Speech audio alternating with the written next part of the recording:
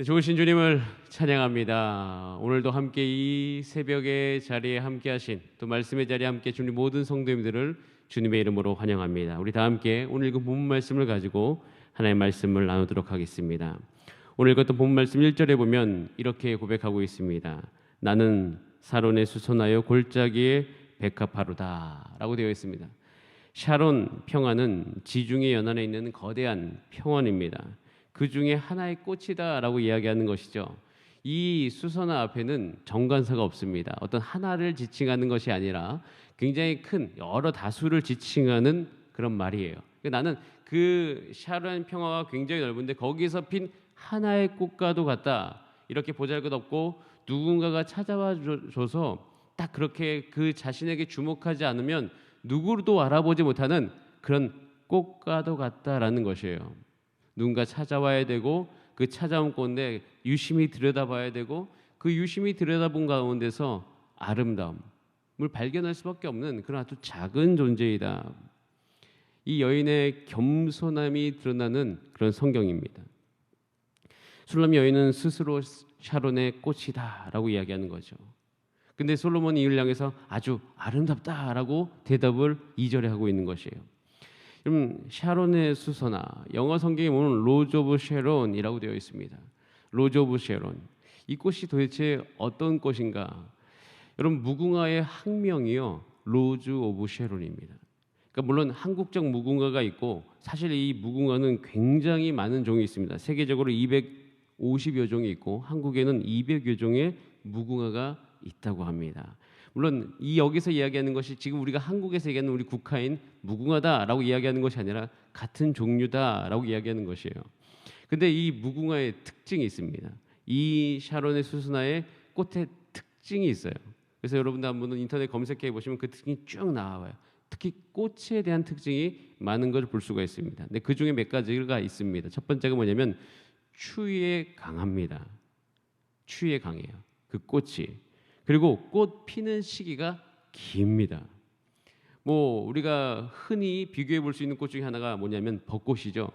벚꽃은 정말 그 시기에 확 폈다가 확 칩니다. 그래서 벚꽃 구경 갈 때는 시기를 잘 맞춰야죠. 근데 무궁화는 오랫동안 볼 수가 있어요.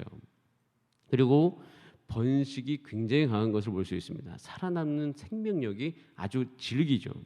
그리고 공해에도 강합니다. 그리고 이 모든 여러 가지 꽃의 특징 중에서 한 가지로 딱 이 꽃의 특징을 정해야 하는데 그것이 무엇이냐면 끈질기다는 것이에요. 아주 끈질깁니다. 샤론의 수선화는요 어떤 상황과 환경에서도 살아남는 생명력을 가지고 있죠. 오래갑니다. 그리고 그 꽃의 가치를 유지해갑니다. 근데 오래 유지하다 보면 꽃이 오래 펴 있기 때문에 다양한 것들이 묻을 수 있어요. 뭐 벌레 죽은 것도 그 안에 묻을 수가 있고요. 먼지도 묻을 수가 있어서 사실 처음으로 무궁화를 보면 그렇게 깨끗하다는 느낌이 없습니다. 짧게 폈다가 지는 꽃은 아주 그 꽃 자체가 그 순간 보기 때문에 뭐 묻을 겨를도 없죠. 먼지가 묻을 겨를도 없고 그 삶의 흔적과 그 삶의 고난이 묻을 겨를이 없이 확 폈다 지기 때문에 아주 깨끗할 수 있지만 무궁화는 오랫동안 그 꽃이 유지되기 때문에 여러분이 딱 보면 그렇게 처음에는 흠모할 만한 그런 깨끗함이 느껴지지 않을 때가 있습니다. 근데 사실은 꽃의 생명력으로 놓고 보면 무궁화가 훨씬 더 생명력이 진합니다. 근데 이 술람 여인은 자기 스스로를 그렇게 표현하고 있는 것이에요. 자신의 삶이 그것과도 같다는 거죠. 다른 말로 이야기하면 자신의 삶이 그 꽃과 같기를 원하는 것입니다. 여러분은 뭐 굳이 말씀드리면 어떤 꽃과 같기를 원하십니까? 이 삶이라는 이 살아간다. 우리가 지금 살아가고 있는 이 인생, 삶이라는 것을 놓고 보면 사실 저에게 물어본다. 저는 무궁화가 갖고 싶다. 그러니까 이 샤론의 수선화가 갖고 싶다는 마음이 있습니다. 왜냐하면 어차피 이 삶이라는 것, 인생이라는 것은 딱 단기간 내에 살아내고 마는 것이 아니라 아주 오랜 기간 살아야 되는 것이죠. 이 유대 문화 안에서 남성의 경건이라고 일컫는 그 단어가 있습니다. 그 경건의 정의가 어떻게 되어 있냐면 한 여인을 오랫동안 사랑하는 것을 남성의 경건함이다라고 이야기합니다. 이 말 안에 이 남성이 그 안에서 잉태될 경건의 모든 형태가 다 있어요. 첫 번째는 한 여자고요. 두 번째는 오랜 기간이에요. 한 사람을 오래 사랑하는 그 삶을 통하여서 남성의 경건함이 거기로부터 나온다라고 이야기하는 거죠. 여러분, 우리가 성결함, 정말 하나님을 사랑하는 마음, 이런 것들이 어떻게 나올까요? 이 인생의 오랜 기간 동안 하나님을 사랑하는 그 삶의 여정 안에서 잉태되어지는 것이에요. 왜냐하면 그 모든 기간은요, 숱한 것을 담고 있습니다. 우리가 살다 보면 한 가정에서 가족으로 살아갈 때, 가족이 여러분 다 아시겠지만 늘 좋을 때만 있는 게 아니죠. 나쁠 때도 있고 서로 얼굴 붉힐 때도 있고 또 그 가운데 화해하는 기간도 있고 또 어느 날은 좋고 또 어느 날은 나쁘고, 근데 이런 모든 것이 뒤엉켜 살아가는 것이 삶 아닙니까? 근데 그런 거 안에서 정말로 꽃과 같은 생명력을 유지하는 것, 이게 인생을 살며 살수록 가장 바라는 것입니다. 오늘 하루 살아가면서 이런 상황 가운데 내 안에 생명력이 있을 수 있을까? 그리고 누구도 이렇게 일상을 살아가다 보면 누구도 와가지고 이것이 너무 좋다, 아름답다, 뭐 이렇게 쳐다봐주지 않습니다. 바라봐주지 않습니다. 그래서 요즘에 그것에 대해서 이제 반증으로 우리 젊은이들은 여러 가지 것들을 하죠. SNS를 통해서 자신을 드러내기도 하고 와서 봐라, 내 가치를 봐라라는, 물론 그런 시대가 되었죠. 그런데 살다 보면 그게 또 그렇게 쉽지만은 않습니다. 그런데 오늘 이렇게 살아간 그 샤론의 수선화와도 같은 이 술람 여인, 이 여인에게 빛이 비칩니다. 그리고 이 여인의 가치를 알아보는 일이 일어나는 것이죠. 그것이 오늘 읽었던 2절 말씀, 우리 같이 한번 읽어보겠습니다. 우리 2장 2절입니다. 시작. 여자들 중에 내 사랑은 가시나무 가운데 백합과 같도다. 가시나무 가운데 백합화, 아주 순결하고 너는 그런 꽃과도 같다라고 이야기하는 거죠. 그렇게 오랜 기간 많은 역경 가운데서 살아오면서 그 내면의 아름다움과 그 가치를 유지했던 그 여인을 향해서 너는 그런 존재다라고 이야기하는 것이죠.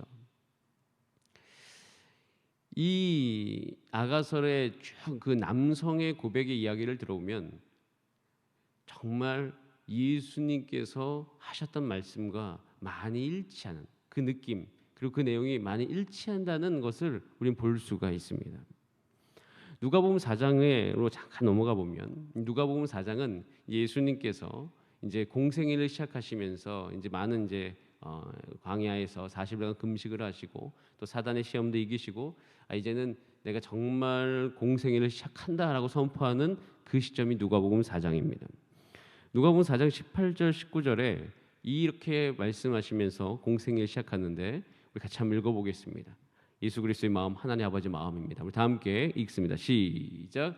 주의 성령이 내게 임하셨으니 이는 가난한 자에게 복음을 전하게 하시려고 내게 기름을 부으시고 나를 보내사 포로된 자에게 자유를, 눈먼 자에게 다시 보게 함을 전파하여 눌린 자를 자유롭게 하고 주의 은혜의 해를 전파하게 하려 하심이라 하였더라. 여기 보면은 얀이라고 이야기하는 그 단어가 있습니다. 가난한 자를 히브리어로 그러니까 안이라고 합니다. 돈을 충분히 갖고 있지 않은 사람들, 그리고 어떻게 보면 그 사회에서 약자들, 그 사람들에게 예수 그리스도의 관심이 있다라고 이야기합니다. 예수님께서 공생을 시작하면 나의 사명을, 또 메시아적인 그 왕직을 들으면서 이제 내가 왕인데 나의 나라 안에는 어떤 일이 일어나는가? 가난한 자에게 복음을 전폐해서 포로된 자에게는 자유를 주고 눈먼 자에게 다시 보게 하는 그런 은혜가 이제 그 나라 안에 임할 것이다라는 거예요. 이것은 하나님 아버지의 마음입니다. 그리고 하나님께서 자신의 백성을 대하는 태도이신 거죠. 근데 이런 태도가 단순히 신약의 예수 그리스도를 통해서만 드러나는 것이 아니라 이 구약에 보면 이 모든 성경 안에도 그런 하나님 아버지의 마음이 드러납니다. 특별히 그리고 하나님과 이스라엘 백성들에게 아주 그 언약 관계 중요한 제익인 레위기서에서 보면 레위기서 안에 희년을 다루는 것이 있습니다. 그 희년이라는 것은 하나님 아버지의 마음에 드러남의 절정인데요. 모든 사람들이 다 회복되어지는 그런 해인 것이죠. 그래서 그 희년법이라는 것이 있습니다. 희년법을 통하여서 하나님께서 그 사회를 온전케 하고 또 그 사회 안에서 희년법이라는 것은 가령 예를 들어서 팔렸던 땅이 원래 소유자에게로 돌아간다는 거예요. 이것만 한번 생각해 봐도 이게 좀 현대를 살아가는 이 시대에는 맞지가 않는 법이죠. 내가 어떤 사람이 나에게 그 땅을 팔았습니다. 그럼 그 땅을 갖고 있다가 나중에 희년이 되면 다시 그 땅을 돌려줘야 돼요. 자, 그럼 이 상황에서 두 가지가 존재해야 됩니다. 첫 번째는 이 원래 땅을 살아가지고 샀던 사람, 돈을 주고 사지 않았습니까? 근데 그 사람이 다시 줘야 된다는 거 사실 이게 억울한 거거든요. 난 돈을 주고 샀는데 다시 공짜로 돌려줘야 된다? 이게 뭐냐는 거죠. 근데 그때 이 희년이라는 것은 단순히 하나님의 아버지의 마음 이상으로 이 사회 안에 모든 그 백성의 구성원들이 하나님의 아버지의 마음을 이해하고 갖지 않으면 이루어지기 힘든 법이라는 것이에요. 그러니까 돌려주는 사람이 하나님의 아버지의 마음을 갖고 긍휼한 마음으로 땅을 자기에게 팔았던 사람에 대해서 긍휼한 마음을 가져야지만 사실 이 법이 적용될 수가 있는 것이에요. 그러니까 이렇게 하나님께서는 이런 마음들을 늘 백성을 향해서 갖고 계시는 것이에요. 긍휼히 여기는 마음, 그리고 그 가치, 정말 소외된 가치를 알아보고자 하는 마음들. 예수 그리스도의 복음이 이런 자들을 위한 것이다라고 누가복음 4장에 선포하면서 예수님의 생애를 시작하고 있는 것을 볼 수가 있습니다. 그들을 위한 복음이다. 바꾸어 얘기하면 나를 위한 복음이다. 그리고 예수님께서는 그런 사람들 가운데 관심이 있다는 것을 보여줍니다. 야생화 아시죠? 이 들판을 거닐거나 산책을 할 때 다 녹색밖에 없는데 그 중에서 빨간색, 노란색처럼 이렇게 꽃이 펴 있는, 그리고 아주 작게 펴 있어요. 때로는 야생화가 이렇게 알아보기 힘든 곳에 이렇게 펴 있는 것이 있습니다. 누구도 관심을 잘 안 갖죠. 근데 거기에 다가와서 관심을 갖고 사진을 찍는 그런 사람처럼 예수님은 그런 사람들에게 관심이 있는 거예요. 찾아가셔서 그들의 가치를 다시 한번 온전케 해주시는 분이 예수님인 것입니다. 이 술람 여인의 가치를 알아본 솔로몬처럼 예수님이 그렇게 다가오시는 거죠. 여러분 마음 안에 부활하신 예수 그리스도, 그분이 여러분에게 오늘 찾아가시기를 원하십니까? 여러분 꼭 확신하셔야 될 것이 한 가지가 있습니다. 그것은 여러분들이 예수님께서 찾아오시기를 원하는 순간 예수님께서 동일한 마음을 갖고 계신다는 거예요. 예수 그리스도를 향한 그 마음에 있는 순간 내 안에 이 문제가 있다. 내 안에 이런 삶의 갈급함이 있다. 근데 이 갈급함을 내가 어떻게 해결할 수 있을까? 그 순간 예수 그리스도가 여러분 생각나셨다면 여러분 확신하셔야 될 것은 예수님도 동일한 시간에 그 장소에서 여러분에게 관심이 있다라는 사실이에요. 그걸 기억하셔야 돼요. 이 다음 절 3절부터는 그 갈증과 갈급함, 그러니까 신랑된 솔로몬을 향한 그 갈증과 갈급함이 아주 자세하게 표현되어 있는 것을 볼 수가 있어요. 우리 3절 말씀 한번 같이 읽어보겠습니다. 3절입니다. 3절 시작. 남자들 중에 나의 사랑하는 자는 숲풀 가운데 사과나무 같구나. 내가 그 그늘에 앉아서 심히 기뻐하였고 그 열매는 내 입에 달았도다. 숲풀 가운데 있는 사과나무. 아무것도 없는 거예요. 그냥 잡목들, 그러니까 그런 것들만 있는데 그 중에 다 정말 그 가치가 휘황찬란한 사과나무 하나가 우뚝 서 있는 거죠. 그 사과나무와 같은 존재가 솔로몬이다. 여러분 예수님께서 여러분 일상 가운데 사과나무와 같은 그런 존재이기를 원합니다. 예수님께서 사과나무와 같구나. 왜 그 사과나무는 무엇을 우리 가운데 제공합니까? 그늘을 제공하고 그 열매, 내 입에 단, 정말 지친 고된 가운데 그 단 과일을 먹었을 때 오는 그 행복감, 그것을 제공하는 그런 나무와 같구나. 오늘 하루를 살아가면서 피곤할 때, 이런 마음이 어려울 때 예수님께서 이런 마음을 시원케 하기를 위해서 여러분 찾아오고 계십니다. 그때 예수 그리스도의 이름을 부르시는 여러분 되시기를 바랍니다. 그래서 그렇게 고백하면서 그가 나를 잔치집으로 들려보낸다. 그리고 내 건포도를 달라. 그러면서 결국에는 이 여인은 그 남자를 향해서 이런 고백을 합니다. 힘을 주세요. 내 마음을 시원케 해주세요. 힘을 달라, 시원케 달라. 여러분, 우리가 오늘 하루 살아가면서 예수님께 해야 될 고백이 실질적으로 있습니다. 힘을 달라고 고백하셔야 됩니다. 내 마음이 답답할 때 시원케 해달라고 고백하셔야 됩니다. 우리는 답답한 지금 이 시대를 보내고 상황을 보내고 있습니다. 답답하다고 이야기합니다. 갑갑하다고 이야기를 해요. 그러면 그때 오늘도 우리 말씀을 통해서 시원케 하는 분이 있구나라는 것을 알 수가 있는 거죠. 그러면서 우리의 안식 되시는 그 예수 그리스도의 팔로 나를 안아주세요. 그렇게 함께 기도하신 여러분 되시기 바랍니다.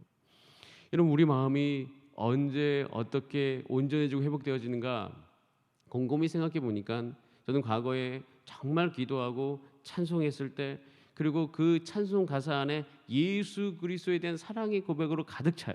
그런 가운데 내 마음과 뜻과 정성을 다해서 그 찬송을 부르면서 내 마음이 예수님께로 향합니다. 그 예수님께로 하는 그 순간 놀라운 것은 뭔가 통로와 그러니까 파이프관 같은 거죠.